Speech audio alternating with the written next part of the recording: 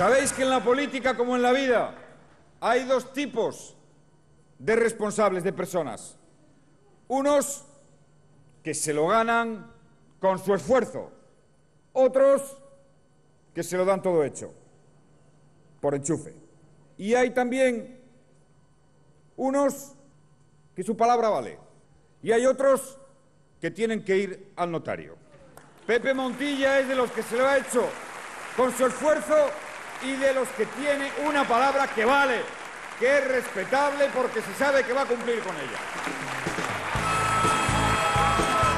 Montilla, a ganar. Montilla, president. Ningú no farà més pels catalans.